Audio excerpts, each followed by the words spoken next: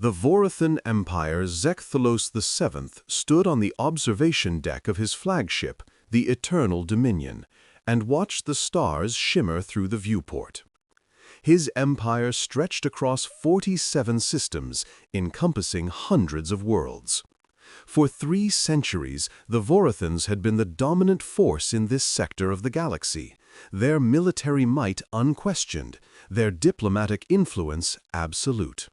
Your Eminence, his military advisor, General Carthen, approached with cautious steps.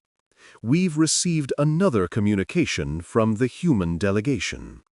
Zekthelos released a sound that approximated laughter, though it came out as a chittering hiss through his mandibles. The humans, those primitives, still think they have something to negotiate? How long has it been since we taught them their place? 207 standard years, Your Eminence. And they still dare to speak to us?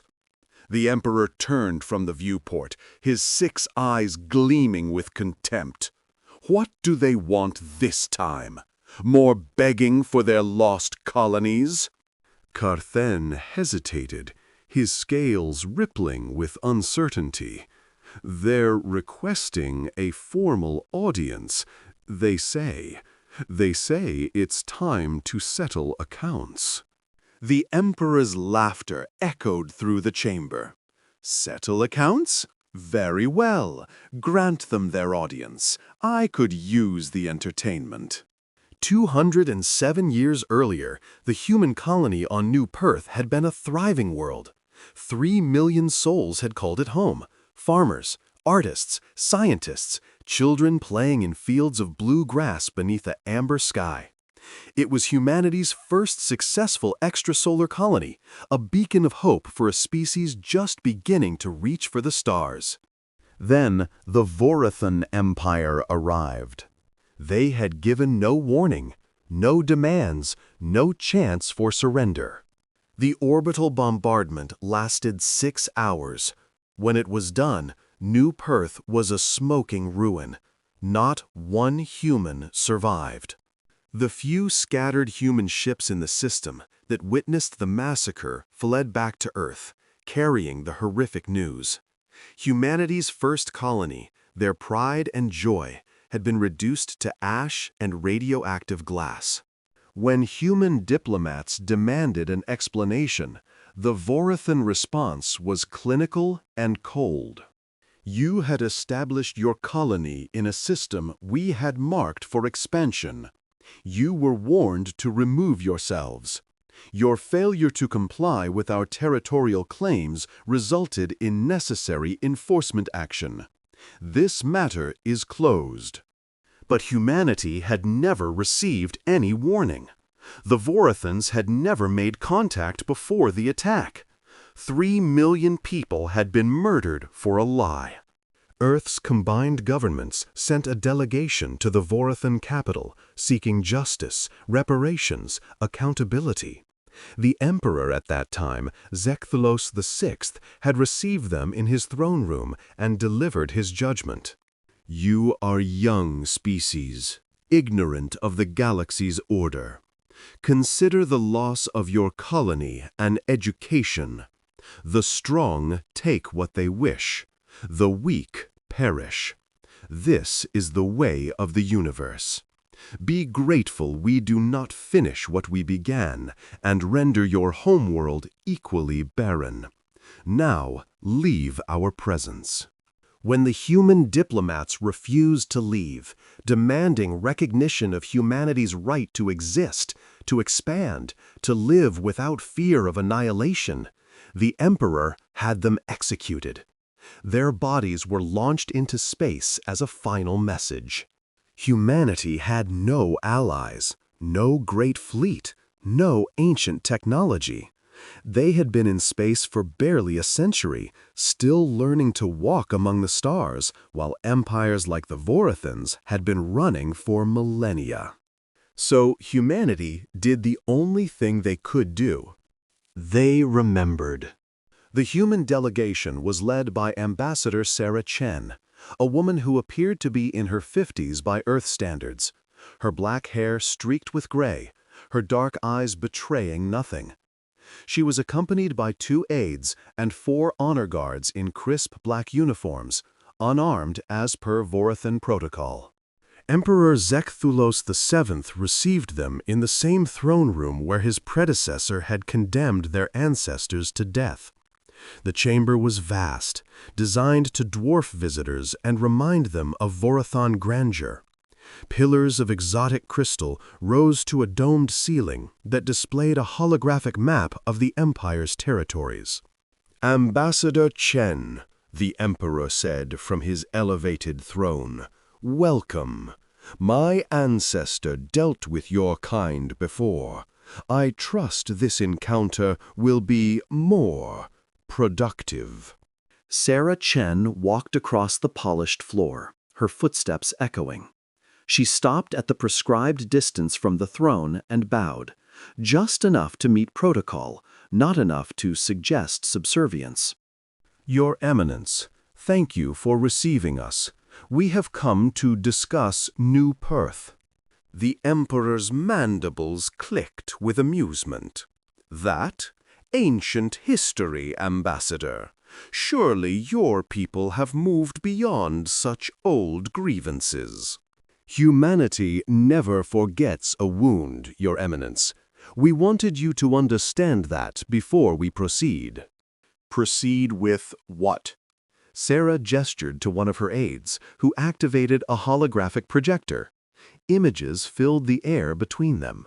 207 years ago, you murdered 3 million of our people, men, women, children. You burned our world. And when we sought justice, you killed our diplomats. Her voice remained steady, almost conversational. We were weak then, too new to the stars to defend ourselves, too naive to understand how cruel the universe could be. "And?" The Emperor leaned forward. "Do you think 2 centuries has changed the balance of power? The Vorathan Empire is stronger now than ever.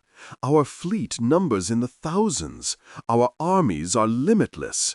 Whatever you have built in your short existence, it is nothing compared to our might." "We didn't come here to threaten you, Your Eminence. We came here to inform you." Sarah's expression didn't change. As of 1 hour ago, the Vorathan Empire ceased to exist. The throne room fell silent. Then the Emperor's laughter rang out, joined by the courtiers and guards. "Absurd!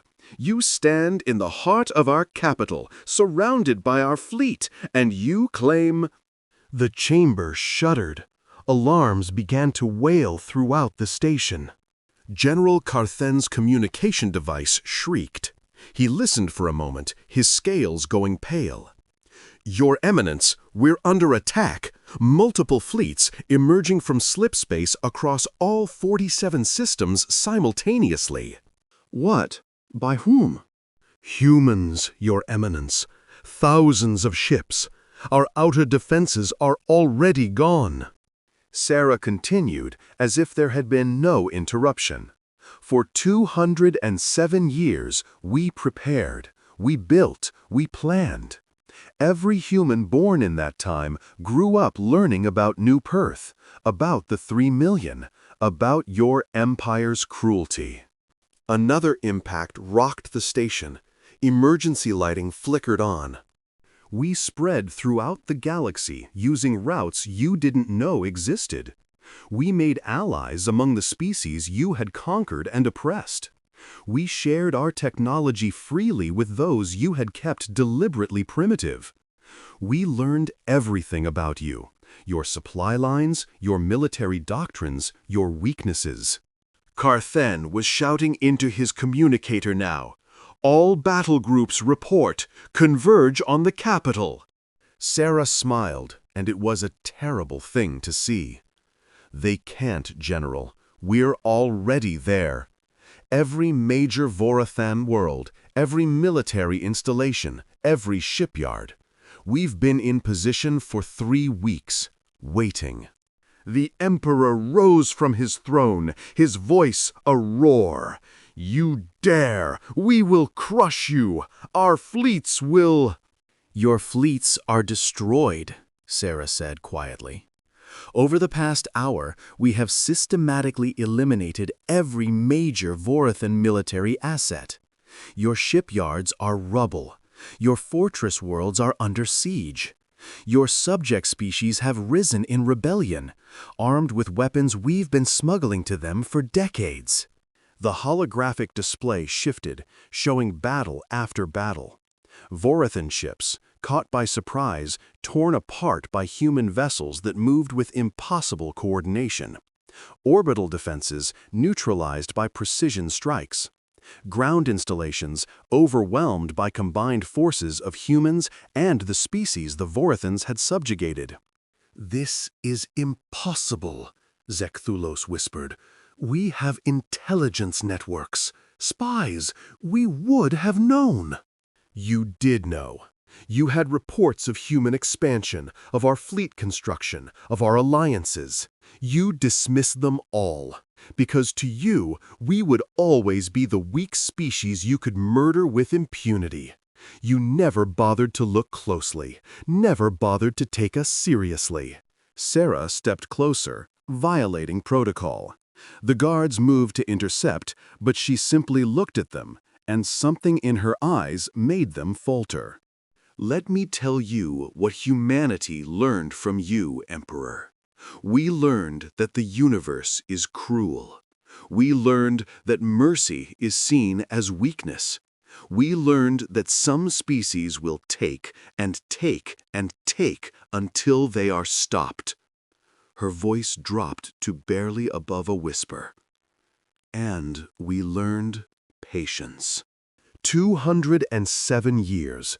Generations of humans, all working toward this single moment. Every scientist developing better weapons. Every shipbuilder crafting faster vessels. Every diplomat forging alliances and gathering intelligence. Every soldier training for a war that most wouldn't live to see. All of it focused on one purpose: making your empire pay for new Perth. The station shook again, more violently this time. "You have a choice, Emperor. Surrender now, submit to trial for crimes against humanity and the dozens of other species you've brutalized, and your people will be allowed to survive under supervised governance. They'll lose their empire, their military, their ability to threaten others. But they'll live." "And if I refuse?" Sarah's expression was cold. "Then we will do to every Vorathan world what you did to New Perth. We have the firepower in orbit right now to sterilize all 47 systems. We have the technology to ensure not one of your species survives. Complete, total extinction." Zecthulos stared at her, and for the first time in his life, he felt true fear. "You're bluffing. Humans are soft, weak. You don't have the stomach for genocide." "You're right," Sarah said. "We don't want to commit genocide. It disgusts us. The very thought keeps us awake at night. But we will do it, if we must, because we learned another lesson from you. Sometimes you have to be willing to become a monster to stop monsters." She pulled out a data device and tossed it to the floor at the base of the throne. "Those are the names of every human who died on New Perth. 3,472,618 individuals. We know every name, every face, every story. The child who would have been a poet. The scientist on the verge of a breakthrough. The couple married the day before you burned them alive. Humanity never forgets a wound. We carried those names across 2 centuries. We carved them into monuments. We taught them to our children. And we promised that one day there would be justice." The Emperor looked at the data device, then at the human woman who stood before him with the strength of someone who had already won. The Vorathan Empire crushed 3 million humans and thought nothing of it. So humanity crushed your entire empire. That's the exchange rate. That's the price of teaching us that lesson about the strong and the weak. General Carthen's voice was hollow. Your Eminence, all fleets report catastrophic losses. The capital defense network is down to 20%. We have nothing left. Zekthulos sagged on his throne. In 1 hour, everything his empire had built over millennia had been reduced to rubble. How? He asked simply. Coordination, Sarah said. Something humans excel at. Every ship in our fleet is networked. Perfect communication. Perfect timing. And we had surprise. You thought you knew where we were, what we had. You were wrong. We developed quantum entanglement communication that you couldn't intercept. We created slipspace drives that left no signature you could detect. We built AI systems that could coordinate millions of variables across light years instantaneously. All technologies we developed specifically to destroy you. She gestured to the holographic display again, and it shifted to show something else. Refugee ships, medical vessels, construction platforms. We also prepared to rebuild. We have humanitarian aid ready for all the worlds you've oppressed. Medical technology to heal the damage your wars caused. Food synthesis to end the famines your tribute demands created. We came prepared not just to tear down your empire, but to fix everything you broke. Because that's the difference between us, Emperor. You destroy because you can. We destroy only when we must, and we do everything possible to heal what we've harmed. The lights in the throne room flickered and failed. Emergency power cast everything in a red glow. Your empire is gone, Sarah said. Your military is defeated. Your worlds are surrounded. This is over. The only question remaining is whether the Vorathan people survive this day or join your empire in extinction. Emperor Zekthulos VII looked at the humans standing before his throne, and he finally understood the magnitude of his ancestors' mistake. They hadn't destroyed a weak species. They had created an enemy that would never stop, never forgive, never forget. What are your terms? The trial lasted 6 months. Emperor Zekthulos VII and 3,000 members of the Vorathan military and government stood accused of crimes against sentience. The evidence was overwhelming. Not just New Perth, but hundreds of atrocities committed across the empire's reign. The tribunal was composed of representatives from 40 species, including humans. The proceedings were broadcast across the entire sector. In the end, Zekthulos was sentenced to life imprisonment. His empire was dissolved. The Vorathan homeworld and colonies were placed under a guardianship council composed of their former subjects. The Vorathan military was disbanded, their weapons destroyed, their right to maintain armed forces revoked for a period of 1,000 years. But the Vorathans survived. Their people were not punished for the crimes of their leaders. Human aid ships brought food and medicine. Human engineers helped rebuild infrastructure. Human diplomats worked to integrate Vorathan worlds into a new interstellar community based on cooperation rather than conquest.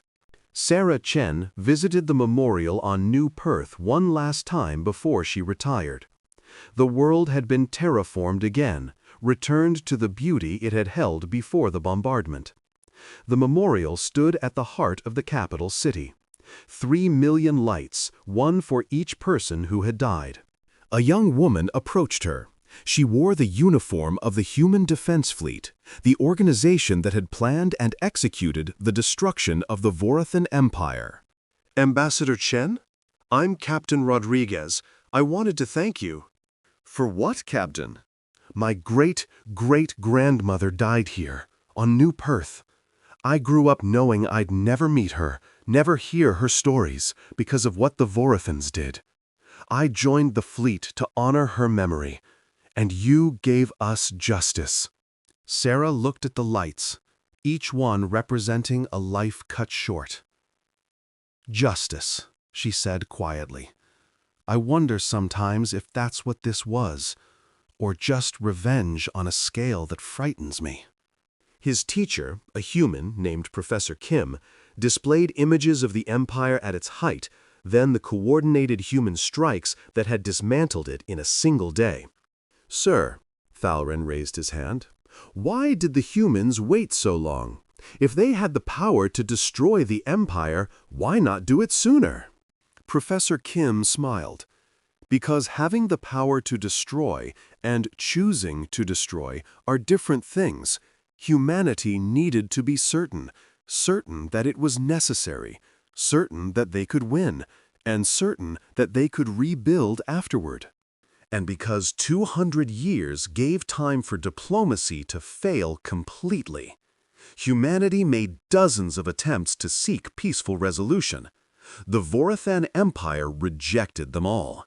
When the attack finally came, the entire galaxy knew it was justified. Another student, a human, asked, "Do you think we did the right thing, destroying an entire empire?" That's the question every generation must answer, Kim said. Was it right? Was it necessary? Could it have been avoided? What I can tell you is that the humans who planned that attack carried a terrible burden. They knew that their actions would define humanity for millennia to come. They knew they were gambling with the moral soul of their species. But they also knew that allowing the Vorathan Empire to continue unopposed would mean more species destroyed, more worlds burned, more innocent lives ended. Sometimes there are no good choices, only less terrible ones. Thalren looked at the images of his people's former empire and felt a complicated mix of shame and gratitude. Shame for what his ancestors had done, gratitude that humanity had stopped them without exterminating them in return. Sir, do humans still hate us? Professor Kim looked at the young Vorathan with compassion. Most humans don't hate Vorathans, Thalren. We hate what your empire did. But you're not your empire. You're a student trying to learn and grow. That's what matters. However, and here his voice grew serious, humanity does remember. We still teach about New Perth. We still recite the names of those who died. Not to foster hate, but to remind ourselves of the cost of unchecked aggression, of the importance of standing against tyrants, no matter how powerful they seem. Humanity learned that wounds leave scars. Some scars never fully heal, but we can choose whether those scars make us bitter or make us better, make us vengeful or make us vigilant. The lesson ended and the students filed out. Thalrin lingered, looking at the display showing the memorial on New Perth. 3 million lights, 3 million lives, ended by his species for nothing more than territorial greed. He made a silent promise to himself that he would spend his life making amends, in whatever small way he could. Perhaps that was what humanity had truly achieved, not just the destruction of an empire, but the creation of a future where even the descendants of their enemies wanted to be better. In the deepest vaults of the Human Defense Fleet headquarters, sealed under layers of security, rested the plans and weapon systems that had been used to destroy the Vorathan Empire. They were maintained, updated, kept ready. Because humanity had learned another lesson from that long-ago wound, Peace is precious, but the ability to defend peace is essential. Mercy is virtuous, but must be backed by strength, or it becomes martyrdom. The plaque outside the vault read, "Humanity never forgets a wound. We remember so that we remain vigilant. We maintain our strength so that we can protect the weak. We hope never to use these weapons again. But if we must, if some new empire decides to test whether humanity has grown soft, whether our mercy is weakness, they will learn what the Vorathans learned. Our retaliation can crush empires. And we never, ever forget." Ambassador Sarah Chen had written those words before she died. They served as both warning and promise. A warning to any who would harm humanity or its allies. A promise to the 3 million souls who had died on New Perth that their deaths had not been in vain, that they would always be remembered, that justice, however long it took, would always come. In the end, the Vorathan Empire's greatest mistake wasn't underestimating humanity's military potential or technological capability. It was underestimating humanity's memory, their capacity to carry a wound across centuries, their willingness to sacrifice generations to achieve justice. "The strong take what they wish," the Vorathans had said. "The weak perish." But they had forgotten the most important rule of all. The weak don't always stay weak. And when they become strong, they remember exactly who taught them that harsh lesson.